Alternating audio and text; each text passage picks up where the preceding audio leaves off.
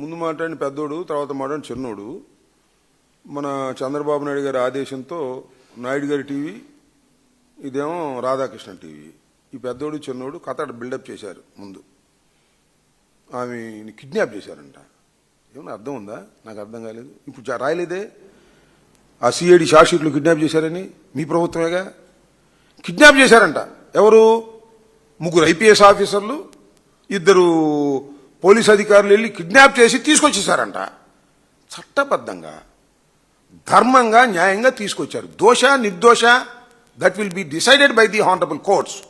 కానీ పోలీస్ ఇన్వెస్టిగేషన్కి వెళ్ళిన పాపానికి కక్ష బట్టి ముందు ఏంటంటే, నేను చెప్పదలుచుకుందంటే, ముందు మోడస్ ఆపరండి ఎలా ఉంటుంది చంద్రబాబు నాయుడు గారిది. తనకు సంబంధించిన టీవీలు ఉన్నాయి కదా, ఈ టీవీలో ఇలాంటి కల్పితమైనటువంటి వార్తలు వేస్తారు. ఇది చాలా అన్యాయం జరిగిపోయింది, అక్రమం జరిగిపోయింది, వీళ్ళు దోషులు, ఆమె అద్భుతమైన రాళ్ళు, సరే అది వేరే అంశం అని చెప్పి ఈ కథ వేసిన తర్వాత అప్పుడు రంగంలోకి దించుతారు. రంగంలో దించే ముందు పాపం మన పెద్ద ఆయన మాట్లాడతాడు. ఇది ఈ కేసులోనే కాదు, ఏ కేసులోనే ఇదే తంతు. మన పెద్ద ఆయన మాట్లాడతాడు. ఎవరు? చంద్రబాబు నాయుడు గారు. ఆయన మాట్లాడుతున్నాడు, చూడండి మాట్లాడతాడు. ఈ రకంగా ఒక బిల్డప్ ఇచ్చి దీని మీద ఒక కేసులాగా కట్టేసి ఇంకా చాలా విచిత్రమైన ప్రచారాలు చేశారు. అవి ఏంటంటే, ఈవిని తీసుకొచ్చి అక్కడ మన ఇబ్రహీంపట్నంలో ఎన్టీపీసీ గెస్ట్ హౌస్ ఉంది కదా, ఆ గెస్ట్ హౌస్లో పెట్టారని, కొన్నాళ్ళు గెస్ట్ హౌస్లో బంధించారని, పోలీస్ ఆఫీసర్లు అక్కడికి ఇల్లు ఇచ్చారని, ఒక తప్పుడు కథనాలు, అన్యాయమైన కథనాలు. చివరికి ఆ కస్టడీలో ఉన్నప్పుడు ఆమెను అనేక రకాలుగా వేధించారు అనేటువంటి మాటలు మాట్లాడారు. పచ్చి అవాస్తవమైన అంశాలు. ఎందుకు అవాస్తవమైన అంశాలని చెబుతున్నానంటే, ఆమె బాంబే కోర్టులో హాజరైంది, ఇక్కడ కోర్టులో హాజరైంది, కోర్టు ముందు, తర్వాత బెయిల్ సమయంలో హాజరైంది. ఇన్ని జరిగినా కూడా ఏ రోజుని కూడా ఆ రోజు ఆ కేసులో 90/24లో ముద్దాయిగా ఉన్నటువంటి కాదంబరి జత్వాని ఏ రోజునా కూడా నన్ను పోలీస్ కస్టడీలో కానీ, లేదా పోలీస్ కస్టడీ ప్రొడ్యూస్ చేయడంలో లేట్ చేసి గెస్ట్ హౌస్లో పెట్టారని కానీ ఎక్కడా చెప్పలేదు. సరిగదా? ఆమె కేసు పెట్టింది కదా, ఆ కేసు నెంబర్ ఏదో ఉంది. ఆ కేసులో ఆమెను విచారించారు. ఎవరి మీద? వీరందరి మీద నన్ను అన్యాయంగా అక్రమంగా ఆన్లైన్లో ఇచ్చింది. ఆ కేసులో ఆమెను విచారిస్తే ఆమె చాలా స్పష్టంగా చెప్పింది. ఒకసారి రికార్డ్స్ చూసుకోవచ్చు, చంద్రబాబు నాయుడు గారు చూసుకోవచ్చు, లేకపోతే ఈ టీవీలు ఏవైతే ప్రచారం చేసినాయో అన్యాయంగా అక్రమంగా వాళ్ళు కూడా చూసుకోవచ్చు. ఆమె చాలా స్పష్టంగా చెప్పినట్టు అంశం ఏమిటంటే, నన్ను ఏ రకంగానూ హెరాస్ చేయలేదు, ఏ గెస్ట్ హౌస్కు తీసుకెళ్లలేదు అని చాలా స్పష్టంగా చెప్పింది. That was recorded in the records.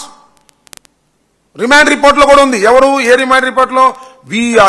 కొంతమందిని ప్రొడ్యూస్ చేసినప్పుడు, ఈవిని ఎంక్వైరీ చేసినప్పుడు, ఆ కేసులో, ఆమె పెట్టిన కేసులో చాలా క్లియర్గా చెప్పినట్టుగా రాసుకున్నారు. రికార్డ్స్లో ఉంది. ఏమిటి అన్యాయమని అడుగుతా ఉన్నా.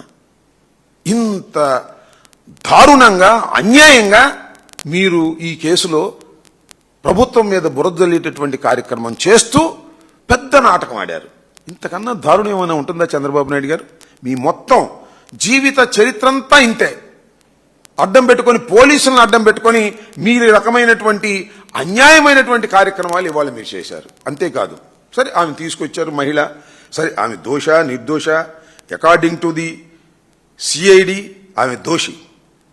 According to the Kukkala Vidyasagar Rao ఆమె దోషి. According to the then police officers ఆమె దోషి. నిర్దోష కాదా అనేది నిరూపించవలసింది కోర్టు. ఇప్పుడు వరకు ఆమె మీద దోషి అనేటువంటి ఆరోపణలు ఉన్నాయి. ఈ రోజు కూడా, మీ ప్రభుత్వం వచ్చిన తర్వాత కూడా, మీ సిఐడి కూడా ఆమె నిర్దోషి కాదు, దోషి, డబ్బులు వసూలు చేసింది అని స్పష్టంగా బ్లాక్ అండ్ వైట్ తో రాసి ఆనరబుల్ కోర్టులు ఇచ్చిన సందర్భాన్ని పురస్కరించుకొని నేను ఇవాళ మాట్లాడుతున్నా. అవును, మీరేం చెప్పారండి? తీసుకొచ్చారు, హోంమంత్రి గారు లేవని పలకరించారు, కనకదుర్గ గుడికి తీసుకెళ్లారు, తీసుకెళ్లి తప్పులేదు, మహా త్యాగి అని చెప్పారు. మళ్ళా మహిళా సంఘాలు వచ్చినాయి. చంద్రబాబు నాయుడు గారు క్రియేట్ చేసినటువంటి మహిళా సంఘాలు, మహిళా రక్షణ అని వాళ్ళు వచ్చారు. ఇదేమిటి అన్యాయం? ఒక అబలం ఇలా చేస్తారా? దుర్మార్గం కాదా? జగన్మోహన్ రెడ్డి గారి ప్రభుత్వం ఇట్లా చేస్తుందా? ఎన్ని మాటలు మాట్లాడారు డ్యామేజింగ్గా. ఏంటి అన్యాయం అని అడుగుతా ఉన్నా. ఇలా అన్ని నాటకాలు ఆడి ఓ బిల్డప్, దోషిగా మీ ప్రభుత్వమే మీ సిఐడినే చెప్పినటువంటి అంశాలను పక్కన పెట్టేసి వాళ్ళ ఆ రోజున మీరు ఎంత నాటకం ఆడారు, ఎంత బరి తెగించారు అనేది ఇక్కడ మనం ఆలోచించవలసినటువంటి అంశం అని ఈ సందర్భంగా నేను మనవి చేస్తున్నా. అన్యాయంగా అక్రమంగా 3 పోలీసు అధికారులు, నేను అడుగుతా ఉన్నా, పిఎస్ఆర్ ఆంజనేయులు గారు ఇంటెలిజెన్స్ చీఫ్గా పనిచేశారు ఆయన, నాకు బాగా తెలుసు. గుంటూరు ఎస్పీగా పనిచేశాడు ఆయన, very very reasonable sincere officer. ఆయన ఎస్పీగా పనిచేసినటువంటి ప్రతి చోట కూడా నేరస్తులు గడగడలాడేవారు. విజయవాడ కమిషనర్గా పనిచేశాడు. ఎన్ని కూడా తెలుగుదేశం ప్రభుత్వంలోనే, కాంగ్రెస్ ప్రభుత్వంలో కాదు, తెలుగుదేశం ప్రభుత్వంలోనే విజయవాడ కమిషనర్గా పనిచేశాడు. ఇక్కడ గుంటూరు ఎస్పీగా పనిచేశాడు. అలాంటి వ్యక్తిని ఒకసారి సస్పెండ్ చేసి పారేశారు, జైల్లో పెట్టారు, అరెస్ట్ చేసి జైల్లో పెట్టారు. ఒక ఐపీఎస్ ఆఫీసర్ని, 2 సస్పెండ్ చేశారు. వీళ్ళందరూ కోర్టుకు వెళ్ళారు, హైకోర్టుకు వెళ్ళారు. అయితే పిఎస్ఆర్ ఆంజనేయులు గారు బెయిల్కి వెళ్ళలేదు కాబట్టి ఆయన అరెస్ట్ చేశారు, లోపల ఉన్నాడు. తర్వాత బెయిల్ మీద వచ్చాడు. కర్మ 2 ఐపీఎస్ ఆఫీసర్లు కోర్టుకు వెళ్ళారు. ఏమిటి అన్యాయం సార్? కోర్టు వారు చెప్పండి. మేము ఎవరో ఇచ్చినటువంటి ఫిర్యాదు మీద దాన్ని రిజిస్టర్ చేసి చట్టబద్ధంగా మేము వెళ్ళి బాంబేలో ఉంటే పట్టుకొచ్చాం. ఎక్కడ చట్టాన్ని డీవియేట్ కాలేదు. మేము అక్కడ పోలీస్ స్టేషన్కి ఇన్ఫార్మ్ చేశాం, కోర్టుకి ఇన్ఫార్మ్ చేశాం. అక్కడ నుంచి ట్రాన్సిట్ వారెంట్ తీసుకొని ఇక్కడ తీసుకొచ్చి కోర్టులో ప్రొడ్యూస్ చేశాం. కోర్టు వారు రిమాండ్ ఇచ్చారు. ఇంత పకడ్బందీగా మేము చేస్తే మా మీద కేసు పెట్టి మమ్మల్ని అరెస్ట్ చేయాలనుకుంటున్నారు. ఈ ధర్మమేనా కోర్టు వారు అని హైకోర్టుని అడిగితే హైకోర్టు ఆగండి అంది. ఆగండి, మళ్ళా మేము చెప్పేంత వరకు దీనిలో ఏ చర్యలు తీసుకోవడానికి వీల్లేదు.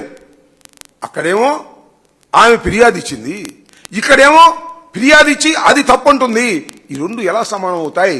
దీని మీద ఒక్క అడుగు కూడా ఇక్కడ ఉన్నటువంటి పోలీస్ డిపార్ట్మెంట్ ముందుకు వేయడానికి వీల్లేదు అని గౌరవ హైకోర్టు వారు స్టే ఇచ్చారు. అర్థమవుతుంది కదా? అక్కడ దాని మీద కేసు ఇచ్చారు, స్టే ఇచ్చారు. ఇక్కడేమో జత్వాని నిర్దోషి కాదు, దోషి, ఆధారాలు ఉన్నాయి. డబ్బులు వసూలు చేసిన మాట వాస్తవం. 4 లక్షల చిల్లర ఆమె అకౌంట్లో పడ్డాయి అని స్పష్టంగా చంద్రబాబు నాయుడు గారి నాయకత్వంలో ఉన్న ప్రభుత్వంలో సిఐడి పెట్టింది. అంటే దీనికి ఏం సమాధానం చెప్తారు చంద్రబాబు నాయుడు గారు? సందు దొరికితే బురద జల్లేయటమా? అభూత కల్పనలు సృష్టించటమా? ప్రజల్ని ఇబ్బంది పెట్టే కార్యక్రమాలు చేయటమా? పోలీసు వ్యవస్థను ఇంత దారుణంగా ఉపయోగించుకున్నటువంటి ప్రభుత్వం, నాకు ఇప్పుడు 70 ఏళ్ళు, చంద్రబాబు కన్నా ఒక 5-6 ఏళ్ళు చిన్నోడిని, ఇంతవరకు నేను చూడలేదని మనం చేస్తున్నా. పోలీసుల్ని ఉపయోగించి పోలీసుల్ని అరెస్ట్ చేసి పారేశాడు. శభాష్ చంద్రబాబు, నీకు అసలు గోల్డ్ మెడల్ ఇవ్వాలని చెప్తున్నా. ఇలాంటి దుర్మార్గం అండి, ఇంత అన్యాయం అండి. తడిగొడ్డలతో గొంతులు కోయటువంటి ఇది కాదండి. మమ్మల్ని ఏదేదో ఇష్టం వచ్చినట్టు మాట్లాడుతున్నావు నువ్వు. ఇంత దారుణంగా పోలీసు అధికారుల్ని వాళ్ళు ఏం చెప్తావు చెప్పు, నాకు అర్థం కాల. అరెస్ట్ చేశావు పిఎస్ఆర్ ఆంజనేయులు గారిని, లోపల పెట్టావు. మరి 2 ఐపీఎస్ అధికారులు, ఐపీఎస్ అంటే ఏం చిన్న విషయం నాకు తెలియదు. ఐపీఎస్ ఐఏఎస్ అంటే ఎంత కష్టపడి చదువుకుంటారు. వాళ్ళకి ఏమైనా రికమెండేషన్ మీద వస్తుందా? లేకపోతే నువ్వు టిక్కు పెడితే వస్తుందా? లేకపోతే మేము టిక్కు పెడితే వస్తుందా? ఎంతో కష్టపడి చదువుకొని టాప్ ర్యాంకులు తెచ్చుకొని ఇండియన్ పోలీస్ సర్వీస్లో చేరినటువంటి వ్యక్తిని టకామని కొట్టేశావు. ఒక ఫాల్స్ కంప్లైంట్ తీసుకొని, అన్యాయంగా తీసుకొని. వాళ్ళు ఏం చేశారు? విత్ ఇన్ దే డ్యూటీ, వాళ్ళ డ్యూటీ ప్రకారం వాళ్ళు చేశారు. డ్యూటీ ప్రకారం చేసినా కూడా నేను ఒప్పుకోను. వాళ్ళ మీద నాకు కక్ష ఉంది, జగన్మోహన్ రెడ్డి గారి మీద కక్ష ఉంది కాబట్టి వాళ్ళ సంగతి తెలుస్తానని చెప్పేసి పాపం అమాయకురాలైనటువంటి ఆ కాదంబరి జత్వాని బాంబేలో ఉంటే ఆమె తీసుకొచ్చి కంప్లైంట్ తీసుకుని ఆన్లైన్లో ప్రీ ప్లాన్డ్గా ఆంధ్రజ్యోతిని, ఈనాడుని, వాళ్ళని వీళ్ళని ఉపయోగించి ఈ రకంగా బలి చేశారు ఆమెని. నాకు అర్థం కాల. ఆమె కేసు ఆమె నిరూపించుకోవటం, కొట్టేయటం వచ్చిన తర్వాత విషయం. ఆమె చేత కంప్లైంట్ తీసుకుని చేస్తే ఎక్కడికి పోతుంది ఈ పోలీస్ ప్రభుత్వాన్ని నేను అడుగుతా ఉన్నా. ఇంత దారుణమైనటువంటి కార్యక్రమాలకి ఇవాళ చంద్రబాబు నాయుడు గారు దిగజారిపోయి మాట్లాడుతూ ఇవాళ అంటున్నాడు, రక్షించవలసినటువంటి పోలీసులే ఇలా చేస్తే ఎలాగు అని. మరి నీ పని ఏంటి వాళ్ళ? ఇంత దారుణమా? సిఐడి ఎందుకు వేసింది ఏమిటనేది పక్కన పెడదాం, తప్పుకోవడానికి వీలు లేదు ఎంక్వైరీలో. గత్యంతరం లేని పరిస్థితుల్లో జత్వాని తప్పు చేసింది అని పోలీసు వారు నిర్ధారణ చేసి వేస్తే దీనికి చంద్రబాబు సమాధానం చెప్పుకోవాలి. చంద్రబాబు సమాధానం ఎవరు చెప్తాడని అడుగుతా ఉన్నా. మళ్ళీ పిఎస్ఆర్ ఆంజనేయులు గారి దగ్గరికి క్షమాపణ చెబుతావా? లేకపోతే అధికారులు ఉన్నారు వాళ్ళకి వెళ్ళి క్షమాపణ చెబుతావు, అయ్యా మా పొరపాటు అయిపోయింది, మేము అనవసరంగా మిమ్మల్ని కేసుల్లో పెట్టాము, ఆ అమ్మాయి నిజంగానే కొద్దిగా నేర స్వభావం ఉందని మా సిఐడి వాళ్ళే అన్నారు కాబట్టి మీదేమీ తప్పు లేదు, నేను అడుగుతాను, నాకు అర్థం కాల. బోలేని కేసులు పెడతారు ఈ రాష్ట్రంలో పోలీసు వాళ్ళు, ఆ కేసులు కొట్టేస్తారు. 100కి 90 కేసులు కొట్టేసినాయే, పెద్ద పెద్ద మర్డర్ కేసులు కూడా. సాక్ష్యాధారాలు లేకనో ప్రాసిక్యూషన్ ఫెయిల్ అయిపోయో అంటే కొట్టేసిన కేసుల్లోనో లేకపోతే కేసులు పెట్టిన దానిలోనో అందరికీ శిక్ష ఇష్టం సరిపోతుందా చెప్పండి? నా మీద ఒక కేసు పెడతారు రేపు, ఇప్పుడు పెట్టారు చాలా, ఈ కేసులు రేపు కొట్టేస్తారు, వాళ్ళందరూ లోపలేస్తావా? ఏమి సాంప్రదాయం ఇది? ఒక దుర్మార్గమైన సాంప్రదాయం, కక్షపూరితమైన సాంప్రదాయం ఇవాళ చంద్రబాబు నాయుడు గారు తీసుకొచ్చి ఇవాళ ఇష్టానుసారంగా ఇవాళ రాష్ట్రంలో చేస్తున్నాడు. ఇది చాలా దారుణమైనటువంటి అంశంగా నేను పరిగణిస్తున్నాను. దీనికి రాష్ట్ర ప్రజానీకం ఆలోచించాలని కూడా మనం చేస్తున్నాం. చాలా గందరగోళం చేసి ఏదో ఒక విధంగా రాజకీయ లబ్ధి పొంద అంతే. అన్ని ఇవాళ చంద్రబాబు నాయుడు గారు అధికారంలోకి వచ్చిన తర్వాత జరుగుతున్నవన్నీ కూడా భూత కల్పనలు. లడ్డూలో పశువు లేదా ఇంకోటి జంతువులు కొవ్వు ఉందని అక్కడ ప్రచారం ఏమీ లేదు. చివరికి నిరూపణ కాదు. ఇది చాలా పెక్యూలియర్ కేసు. ఈమెను తీసుకొచ్చి సరే తప్పులేదు, దైవాన్ని దర్శించుకోవడం తప్పులేదు, కానీ ప్రోటోకాల్ బ్రహ్మాండంగా ఇచ్చారు. ముందొక వ్యాను, వెనకొక వ్యాను. దుర్గ గుడిలో అద్భుతమైన ప్రోటోకాల్. ఒకసారి చూడే.